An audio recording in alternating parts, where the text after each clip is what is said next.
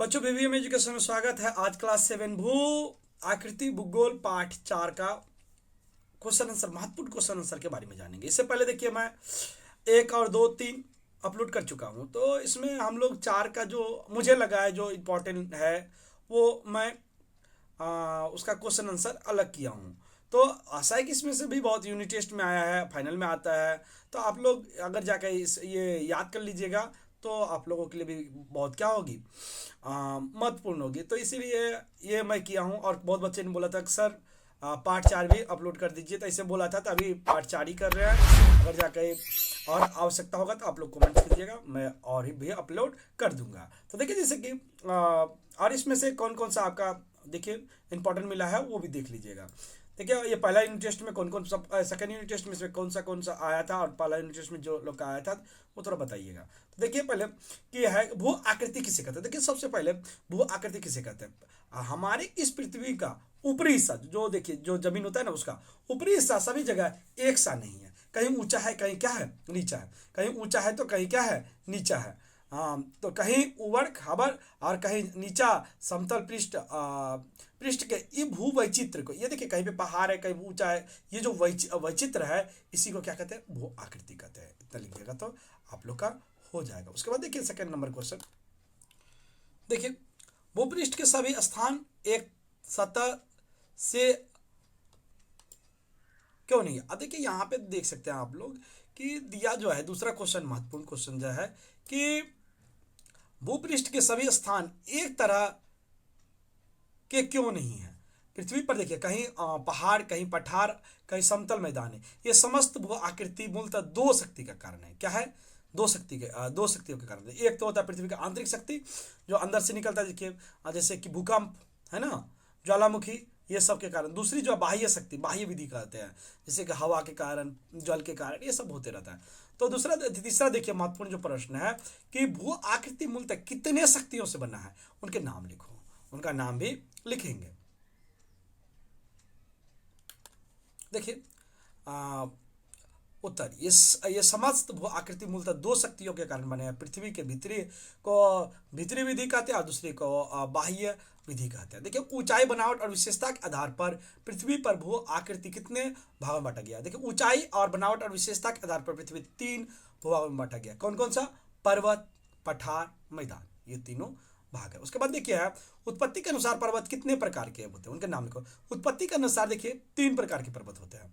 उत्पत्ति के अनुसार 3 प्रकार के पर्वत होते हैं, मोरदार पर्वत, अभ्रंश पर्वत, ज्वालामुखी पर्वत। ये 3 पर्वत का नाम लिख दीजिएगा। उसके बाद देखिए देखिए कि मोरदार पर्वत के नाम बताओ। ये पूछ सकता है मोरदार पर्वत के नाम। एशिया महादेश का हिमालय, हिमालय आप लोग हिमालय जानते ही हैं, दुनिया का सबसे इसी का ऊंची चोटी है। कौन सा है, माउंट एवरेस्ट, जिसका 8,848 किलोमीटर 48 मीटर है, मीटर है। यूरोप की अल्पस, उत्तरी अमेरिका की रॉकी और दक्षिण अमेरिका की एंडीज पर्वतमाला। अब ब्रंज पर्वत के नाम बताओ। देखिए भारत का सतपुरा सबसे पुराना पर्वत है, जर्मनी का ब्लॉक फॉरेस्ट पर्वत और फ्रांस का भोज पर्वत। उसके बाद ज्वालामुखी पर्वत के नाम है। देखिए ये तीनों में से एक पर्वत का नाम आप लोग का आएगा ही, इसे बहुत ही जरूरी है, याद कर लीजिए ज्वालामुखी पर्वत के नाम। देखिए इटली का वेसापुसी, एटना अफ्रीका का काली मंजरी और जापान का फ्यूजियामा और इंडोनेशिया का काकातुआ। ये जो है क्या है, ज्वालामुखी पर्वत है। इसमें से ज्वालामुखी पर्वत जो है फ्यूजियामा, ये अभी भी सक्रिय है, इसमें अभी भी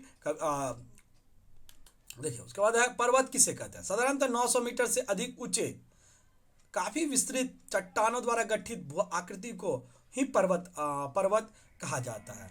पर्वत देखिए उसके बाद क्या है, पर्वत श्रेणी या चोटी किसे कहते हैं। देखिए सबसे जो ऊपर का हिस्सा होता है ना उसी को पर्वत या श्रेणी चोटी कहते हैं। जैसे कि इसको देख सकते हैं आप लोग, ऐसे पर्वत कैसे होता है, मूलतः आप लोग देख सकते हैं पर्वत ऐसे ऐसे होता है ना, ऐसे ऐसे समझ लीजिए एक तरह से, ऐसे पर्वत होता है कहीं ना कहीं। ये देखिए जो है आप लोग देखे ही होंगे, पर्वत इस प्रकार होता है। ये जो हिस्सा होता है, ये हिस्सा, इस हिस्से को क्या कहते हैं, चोटी कहते हैं। ये ऊपरी हिस्सा को चोटी कहते हैं, ये वाला हिस्सा को, ठीक है। तो यहाँ पे आप लोग ध्यान दीजिएगा कि अब क्या है कि पर्वत के ऊपरी पतली नुकीली हिस्से को पर्वत श्रृंग या चोटी कहते हैं। विश्व का देखिए वो जो मैं बताया था कि विश्व की सबसे ऊंची चोटी का नाम क्या है, माउंट एवरेस्ट है। विश्व की सबसे ऊंची चोटी का नाम क्या है, माउंट एवरेस्ट है, जिसका ऊंचाई कितना है, 8,848 मीटर ऊंचा है। देखिए पर्वत श्रेणी किसे कहते हैं, अब पर्वत श्रेणी किसे कहते हैं इस बात पे आएंगे हम लोग। ऐसे अनेक पर्वत चोटियां और घाटियां से मिलकर बने हुए विशाल क्षेत्र को पर्वत श्रेणी कहा जाता है। अब एक पर्वत नहीं, कई पर्वत चोटियां और श्रेणियां मिला रहेगा तो उसको क्या कहेंगे, उसको बोलेंगे हम लोग पर्वत श्रेणी। देख लीजिए जैसे कि इसको भी समझ सकते हैं आप लोग, यहाँ पे जैसे कि एक पर्वत है तो एक पर्वत नहीं होगा बल्कि क्या होगा, कई पर्वत चोटियां ऐसे ऐसे करके बनाया हुआ रहेगा, बहुत सी पर्वत चोटियां रहेगा ऐसे करके। देख लीजिए यहाँ पे बनाया हुआ है, फिर से देख सकते हैं यहाँ पे ऐसे करके आप लोग ऐसे ऐसे ऐसे ऐसे कई कई पर्वत चोटियां इसी तरह बना होगा, बहुत बहुत सारे ऐसे करके बहुत बहुत सारे बने रहेंगे ऐसे ऐसे। तो उसको क्या कहेंगे हम लोग, ऐसे करके बहुत सारे पर्वत ऐसे बने रहते हैं तो उसको क्या कहते हैं, ऐसे करके बना रहेगा। देखिए मैं बनाया हूँ और भी अच्छा से। तो ऐसे पर्वत श्रेणियाँ, विशाल पर्वत श्रेणियों को पर्वत श्रेणी कहते हैं, इसमें कई मिला रहता है, ठीक है। तो उसके बाद देखिए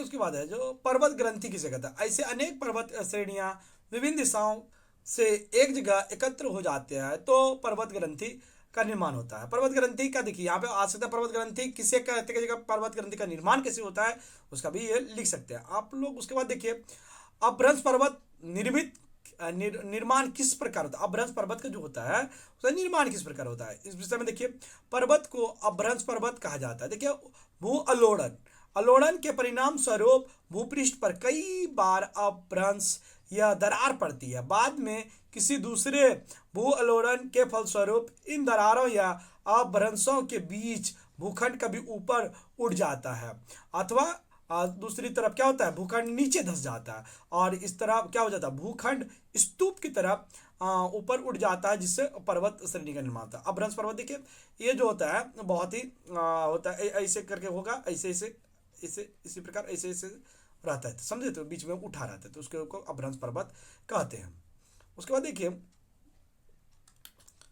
15 नंबर क्वेश्चन है कि ज्वालामुखी पर्वत किसे कहता है। देखिए ज्वालामुखी के फूटने पर प्रचुर मात्रा में लावा, राख, छोटे पत्थर निकलने से ज्वालामुखी के पर्वत के चारों तरफ जमा होकर यहाँ पे त्रि हो जाएगा, देखिए त्रिकोण शंकु की तरह आकृति वाले पर्वत का निर्माण होता है, इन्हें ही ज्वालामुखी पर्वत कहते हैं। देखिए मूल्य रूप से होता है क्या, जिन क्षेत्रों में ज्वालामुखी उद्गार होती है उसमें क्या होता है, धीरे धीरे वो उसके जो लावा निकलता है ना, वो लावा उसके आसपास में जमा होने लगती है और वो धीरे धीरे लावा ऊपर वो उड़ जाता है तो और वो पर्वत के तरह लगने लगता है, उसी को क्या कहते हैं, ज्वालामुखी पर्वत कहते हैं। मूल रूप से देखिए फ्यूजियामा है जो है वो है ज्वालामुखी पर्वत है। अब पठार किसे कहते हैं, साधारणतः 300 मीटर, कितना से 300 मीटर से अधिक, 300 मीटर से अधिक ऊंची विस्तृत चारों तरफ खड़ी ढाल वाली भू आकृति को पठार कहते हैं। क्या कहते हैं इसको, पठार कहते हैं। ये ऊंचा होना चाहिए तभी इसको क्या बोलेंगे, पठार बोलेंगे। अब देखिए जो दूसरा महत्वपूर्ण क्वेश्चन है कि वो कि किसे और क्यों पृथ्वी का छत कहा जाता है। मेन कारण क्या है कि पृथ्वी का छत कहेंगे, भाई हम लोग तो घर का छत सुने थे, ये पृथ्वी का छत कौन सा है भाई। तो देखिए सबसे पहले जो है पृथ्वी का छत, अब हम लोग घर का तो छत जानते हैं लेकिन पृथ्वी का छत क्या है, देखिए अब क्या है इसके बारे में जानेंगे। पामीर का पठार, पामीर का पठार को देखिए एक्चुअली हम लोग घर का छत को वो घर का जो छत होता है ना, उसी तरह पृथ्वी का छत किसको बोलते हैं, पामीर का पठार को। पामीर का पठार का जो ऐसे अगर जब ऊंचाई बात करें तो 4,873 मीटर है, पृथ्वी का सबसे ऊंचा पठार है, इसलिए इसे पृथ्वी का छत कहते हैं। वो ऊंचा और विस्तृत है इसलिए इसको क्या कहते हैं, पृथ्वी का छत कहते हैं। एक्चुअली हम लोग का घर वाला छत नहीं है, ये ऊंचा है और बड़ा है इसीलिए इसको कहते हैं। लावा निर्मित पठार किसे कहते हैं, देखिए ज्वालामुखी विस्फोट के समय में गर्म लावा निकलकर बहुत दूर फैल कर विशाल पठार का निर्माण करता है, इसे लावा निर्मित पठार।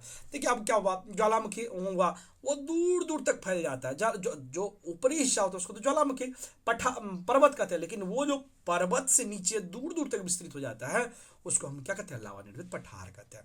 लावा निर्मित पठार के नाम पूछ सकता है कभी कभी कि लावा निर्मित पठार के नाम बताओ, तो मालवा का पठार है वो लावा निर्मित पठार है।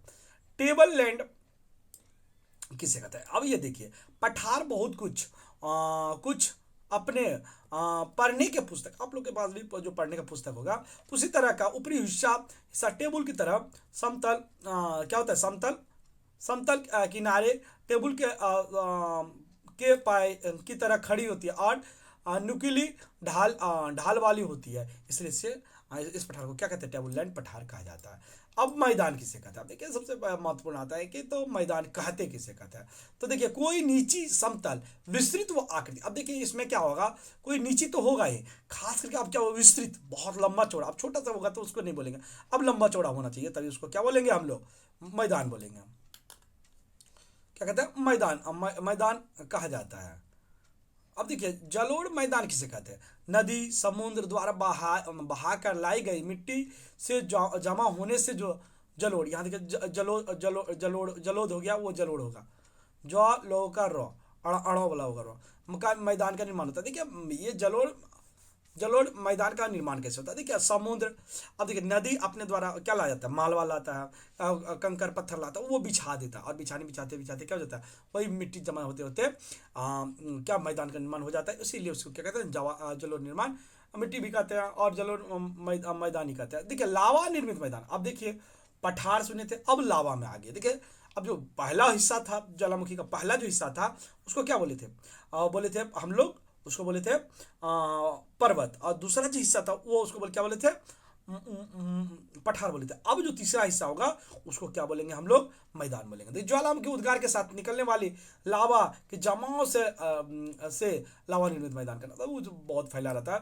अब लोहियस मैदान का निर्माण किस प्रकार होता है, लोहियस मैदान का निर्माण जो होता है वो किस प्रकार होता है, तो सबसे पहले देखिए हम लोग जानेंगे, हवा गोभी रेगिस्तान से होकर बहाती है, ये अपने साथ महीन कण अपने साथ उड़ा लेकर जाती है। बालू का कण जो होता है उसमें वो हवा के साथ रहता है, और वो क्या करता है, हवा बहा कर ले जाती है, सात महीन कण अपने साथ उड़ा ली जाती है। मरुभूमि के बालू